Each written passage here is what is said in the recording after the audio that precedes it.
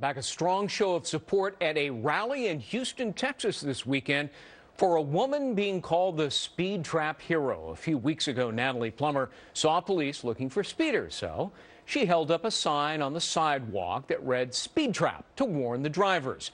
Guess what? Plummer was arrested, thrown in jail, accused of obstructing traffic. She spent 12 hours behind bars. She believes her First Amendment rights were violated. Does she have a case? Let's bring in our legal panel to talk about it. Fox News legal analyst Bob Massey joins us, and trial attorney Rachel Self.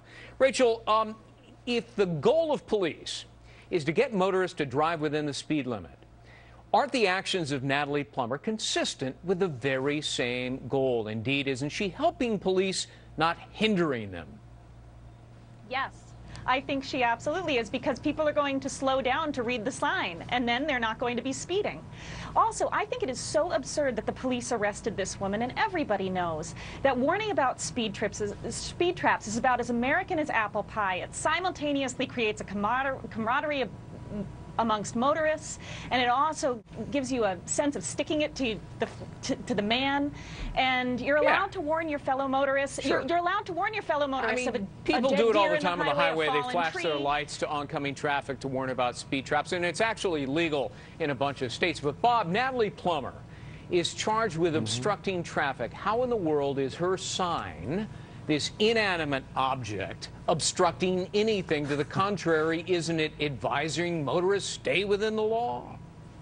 Well, certainly, and of course we don't know how they're defining that, but their actions. It's funny, Greg, when we heard this story, I thought about the old Cannonball Run with Jackie Gleason, and I used to do some law down in Houston, Texas, and I thought, boy, things haven't changed.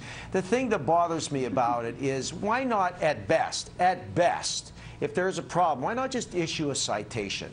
Give a traffic, assuming, but why arrest? I mean, you got bad guys on the street. And throw her in jail for 12 hours? I mean, That's throw in awful. jails. You know, I mean, let's assume for purpose of our conversation, Greg, I think there's a dispute, allegedly, that she's saying she was on the sidewalks and the cops saying she was on the street. Now, if she was on the street and causing traffic to slow down and maybe causing some kind of potential accident, maybe, but cite the woman. Yeah, you know what? Near my house, Rachel, there's a sign that says "School zone ahead, reduce speed." I mean, it's the same thing. And look, in a democracy, Rachel, don't we encourage citizens, express yourself, especially when it comes to the actions of government? Police, obviously an arm of the government. So doesn't Natalie have a First Amendment right to hold up a sign?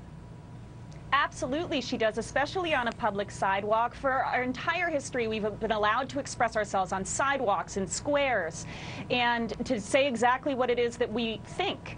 And in this particular instance, she was on a public sidewalk holding up a two-word sign that didn't pose a danger or a threat to herself or others. If anything, it made it safer. Yeah. I think this case is totally bogus. I think that it was a case of unlawful search and seizure, because apparently the cops walked right up to her. I think it was Cowabunga cops that got their panties in a bunch, and they went up to her and they grabbed her backpack off her. You know, they're guilty of obstruction. I think they're guilty of unlawful search and seizure, unlawful arrest, unlawful imprisonment. I think they're guilty of a whole slew of things, and most particularly possibly having their egos bruised. Let's hope they're wearing boxers, not panties. Look, Bob, this is actually similar to the story we did yesterday, and we do have some video about this. A bunch of people have been getting arrested. We have a motorcyclist getting busted here for videotaping police encounters. Now, you know, they're not interfering with police. They're simply recording government action in a public place where there's no expectation of privacy. If police have nothing to hide, Bob, and they're doing their jobs properly, what's wrong with recording their actions? What's wrong with holding up signs? Well, I think, Greg, what we get into is we're dealing with people with power, people that exceed their power, people that basically, and this is no disrespect to the cops because we want them to get the bad guys, but there's abuses in all levels. And if I may segue for a second, we had a ridiculous situation in Las Vegas on the 4th of July where a cop arrested a veteran who was in an overpass walking over the strip giving away free water, and they arrested the veteran and took his wheelchair and put the guy in jail instead of escorting him off. So you get, when you hear these stories, I'm sure legitimate police they're furious about it. It's not good for the image and not good for the good guys. Yeah, it's just, you know, sometimes people lose their common sense and their perspective. Yes, they do. And we do admire and respect police officers. They do a wonderful job laying their lives on the line, so we're not really picking on them here. Thanks very much. Rachel Self, Bob Massey, thanks for being with us. Good to see you. Good to see you guys. Always a pleasure, Greg.